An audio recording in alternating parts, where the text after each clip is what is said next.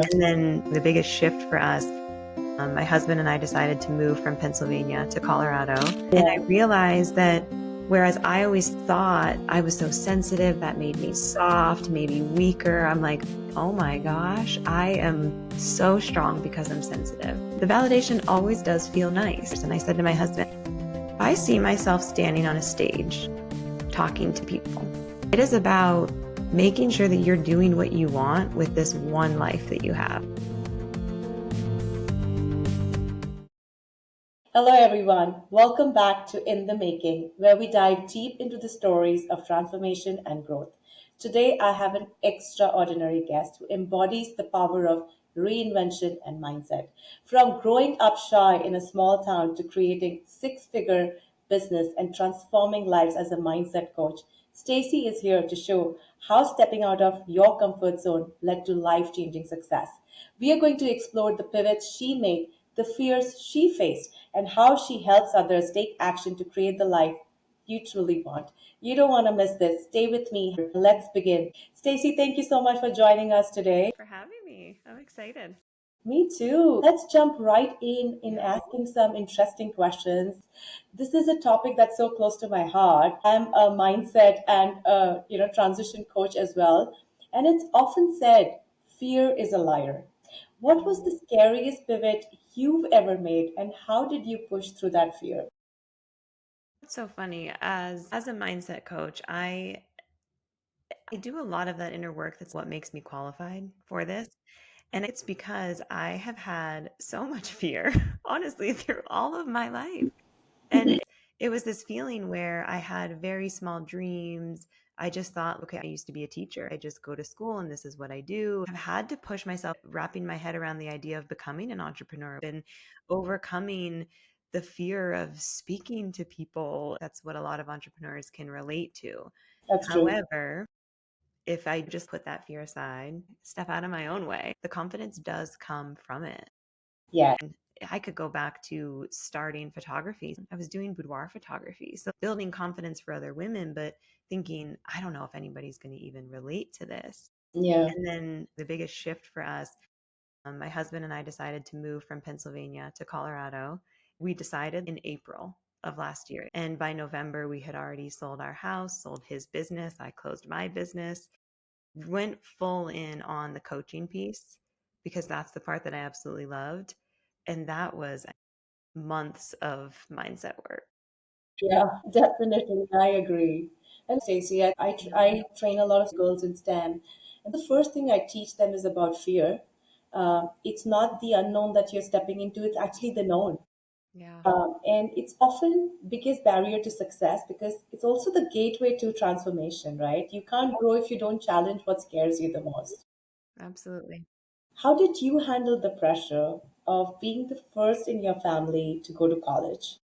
What mindset did you develop from that? Because I was on an academic track that I put myself on. Hmm. Nobody was saying you need to go to college. It was just feeling growing up in a small town, I felt there was something more.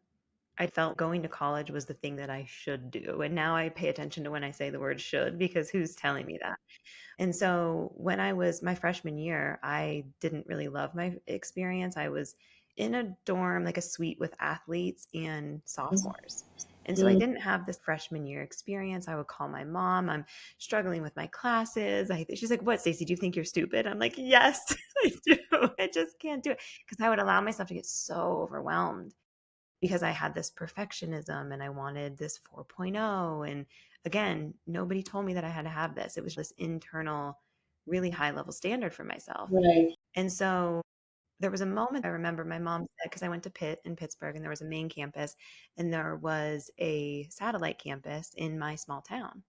And she said, "Why don't you just come back to Pitt Titusville? You can stay there," and giving me that comfort. And I wanted to so badly, honestly. Yeah. That felt so easy. It felt safe. I could go back to my comfort zone, but there was this internal feeling you're here for a reason and there's still something more. You're not quite done. Yeah, I love that. When you step out of your comfort zone, you don't just grow, you evolve. That's what happened with you. And evolution is the key to success. As women, I feel we all play so many roles, right? We often feeling we need to have it all figured out. But real growth for me has happened when I've allowed myself to pivot, take risks, and just trust the process.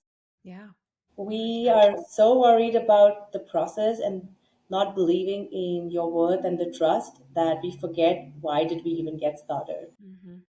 And even I hear that from more women, it's like a validation. Yes. I think like when we can get to a point where we don't need the validation, it's great. That's when we Yeah, feel so secure with who we are. However, the validation always does feel nice, right? And I've gone through so many pivots and coaching programs and this strong desire to learn. I'm always looking for growth. But yeah, through that, I was always the most vulnerable person in the room. I was like, this seems to be working for everyone and it's not working for me. After a group coaching session where I wasn't the coach, I was there as a student, I would have people connecting with me in my DM saying, thank you so much for sharing that. I feel that same way. And I yeah. realized that whereas I always thought I was so sensitive, that made me soft, maybe weaker, I'm like, oh my gosh, I am so strong because I'm sensitive You're a and because powerhouse. I'm vulnerable, right? There's such a soft, quiet power in that, I which love that, feels Stacey. In really, that weakness, you found the strength that you had, yeah, right? yep. And a lot of us forget that in that most vulnerable and that most weak moments is when you find your biggest strength. Hmm. People often feel tied to their choices. Yeah. How did you coach your clients to quit what doesn't feel aligned with your purpose? That's funny you say most people feel tied to their choices, and I am exactly the opposite. There does come a part where you have a responsibility, right? If I have made a choice that does affect someone else, I will deliver on that choice. However, because I see so many people saying, well, I'm a teacher. This is what I should be doing. My husband was actually the one at the time, so this was 12 years ago now. He was like, are you sure you want to be teaching? I was like, what do you mean? That's what I went to school for. And I didn't get a full-time job that I wanted. And Mm, so now I can look back and think, what a saving grace for me that pushed yeah, me into this idea of entrepreneurship. I only needed to give myself that permission. yeah. And I realized I hadn't done that in my younger life. And now I will not be tied to a decision that no longer serves me. I could think about coaching programs I joined where I didn't get anything out of it. And sometimes having these partners in our life make it Mhm. so special and so worthy. Oh, yeah. My husband has done the same for me. He pinches me where it hits the most, but Mhm. sometimes those pinches are the best for Right. me, whether I like it or hate it. And it's just very important to remember that our past choices don't define us. It's the Oh, yeah. courage to change and maneuver the direction that creates the true alignment for our purpose. Yeah. Uh, when did you realize, Stacy, that mindset work was the missing key in your own life? I know you spoke about your weakness Mhm. and how you found your strength, but how has it transformed the lives of the women you coach? Yeah. So when I was a photographer and I got to a point in my business, it was making six figures. I was only shooting twice a week. I was loving what I was doing. I was in this really small town. And I got to that point, wow, I could turn this into education. And so I started mentoring other photographers and I had this program that I spent, so much time on perfectionism. I had a mindset module in the first part of it because that is the foundation. And I Right, realized that someone could give me a strategy, but if I didn't process it and be able to say it in a way that felt really good to me, then I was unable to do it. Like I just felt frozen. And that's the part that I can really relate to other people on. It's not that I don't want to do the work. I'm actually a really hard worker and I love working in the right energy. But when something feels off, I used to make it about me. And now I realize, oh, there's an underlying issue. That's it. We just got to get rid of that. So the actual moment, though, was on one of my group coaching calls. Someone said, Stacey, your program's great. The pricing sheet is great. It's valuable information, but I'm here for the mindset calls. And I was like, my gosh, that's wow, my favorite part. I just get to show up and coach you in those moments yeah, where you're kind of doubting yourself. That yeah, feels second nature to me because that's what I've always done. And so it was planting the seed of now, yeah, yeah, I would have to strip away the photography coaching. That vulnerability fearful. That was my biggest shift. It took some time and a lot of inner work. Wow, that's an incredible story. Do you still do photography I or don't. no? No, I No. don't. I let that go. When we moved, it was like, that decision of, okay, should I start making connections? Should I start looking at studios? Should I really put everything into building the photography business back up? It's what I know.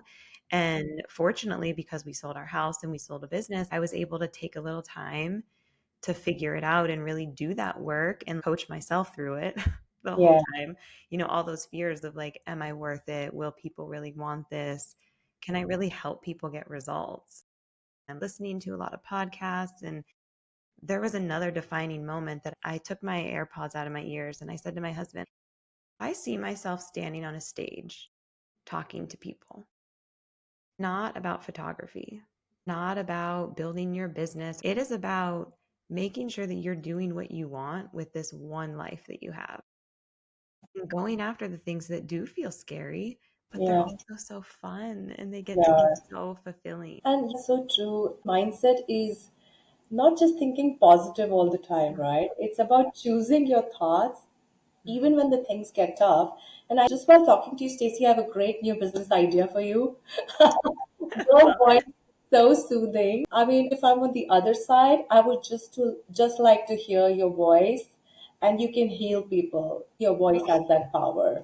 There's some voices that you get connected right here emotionally. And when I was listening to you, it was like I'm looking at you, but I'm hearing your voice a lot more. Mm. So that I don't know if anybody else has said that to you before, and I don't say this to anybody who comes on the my podcast. I think this is my first. So I genuinely mean that there is something about the tone of your voice, the way you talk. Uh, it's just so soothing, and you are in control. So that says a lot about you and why people still come and choose you. I'm not surprised at all. You Well, I just want to say thank you. I really feel that, and I'm so appreciative of that. I have had people say that, but it's been people that I'm connected to. I don't think that anyone goes out of their way to say something to someone like that, but it's more one of those things where you can hear something so many times and you just have to start paying attention to it. Yes, yeah. I get a lot of comfort. People tell me that, and a really like grounded, calm energy. I'm realizing through this, like this quiet, more laid back confidence can be really powerful. So a big thank you. You mentioned about your sudden move from Pennsylvania to Colorado was a huge leap of faith. What advice would you have for others feeling stuck in their current circumstances, not able to take that decision quickly, or just, staying there for a long time? Yeah. That thought that like hindsight is 2020, right? Mhm. So all these lessons that I learned. The beautiful part is that I'm paying attention to those lessons as they happen. And Yeah. so in my world, I was online, I was coaching. People would hear that we are moving and they were like, oh my gosh, this is so inspiring. How exciting. And my husband was an electrical contractor at the time. So he was real world boots on the ground, right? And there's a different energy. He was coming home and saying, I'm getting so much negativity. People are saying, why are you doing this? Why would you leave? You're crazy. And so in that moment, you're going to have to not talk to people about it. There are some things that you just have to keep to yourself because not everybody understands them. Knowing who you can go to is so important. When we were deciding to move, I always say that I'm the inspiration and my husband is the implementation. That's cool. I love that. And so it became, I was actually on a yoga retreat and someone had said, why do you live in Erie? And I was like, oh my gosh, I don't know. Like I had moved away when I was teaching and then I came back and we built our house here. We built our businesses here. It was just like we were set. And I went home and kind of had that conversation with him. And he was like, what if we move? What if we go? And I said, okay, well, I'm going to need more than like 10 seconds to process this. And I could tell that he was just like internally thinking through the steps and the logistics. To me, my brain doesn't work that way. And Yeah. so, had I not had him, I would have had to pull in somebody to help me with those logistics to Right. to execute the plan. And so we kind of had a lot of conversations where he was like, "You're not going to chicken out on me, are you? There are going to be times through the process where you're doubting it and I need to be support for you. And then there are going to be times when I'm doubting it and you need to be support for me. This is going to challenge us and to be excited and pay attention to the challenges and look out for them so that you can be prepared for them." My advice is analyzing it, looking at the whole situation and seeing like, who do I need to pull in? Where do I need to go for support? And knowing that there are going to be lessons along the way. Look for them. I get to find them. You're right, because you have to take a leap before you see the safety net, right? Trusting that the growth is going to catch you. Yeah. You're a mother, entrepreneur, and a coach. It's easy for others to assume that you've got it all figured out. Maybe she was born with gold coins around her bed. I Uh, wish. who would not? But what's your secret to managing such diverse roles without burning out? Having strong boundaries, for sure. And that's an easy answer. So I'll kind of go into that a little bit. I am someone who can envision what I want my life to look like before it happens. And so, when I first started taking photography clients, for example, I had just started, but I had a whole CRM already set up. Love And that. I didn't need it, but I knew, well, what I don't want to do is get super busy and then need it because that doesn't feel like the time to go do it. I was actually just at a retreat yesterday talking to a photographer, and she was talking about editing. And when we're in the busyness, we're like, okay, this is when I need support, but you don't have time to get the support because you're in the busyness. And Yeah. so knowing that she's going to slow down in the winter, I just suggested, could that be the time that you set yourself up for success? Really thinking about, how do I want this business to go? I know that my husband is really important to me. My kids are really important to me. My nutrition's important. Workouts are important. And knowing it's going to take planning, even though I'm not a planner by default, I can just go with the flow. Nobody would guess that now. However, I really thrive in structure. So Yeah. that's what I work with my clients a lot on. Like, if you don't love to journal, that's okay. What if we voice journal? What if this coaching is your journaling? What if I really try to make something fit in my life so it feels good for everyone? So that would be my advice, is like looking at all those boundaries and thinking, where do you need to be a little stronger? Yeah. Where might you need to let some things go?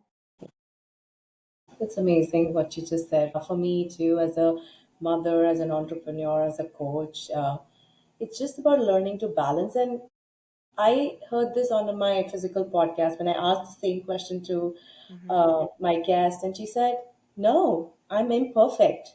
There's nothing Hmm. called perfect." She's a dancer, so she trains people. She said, "When I'm teaching dance, I'm missing my kids' soccer class. Hmm.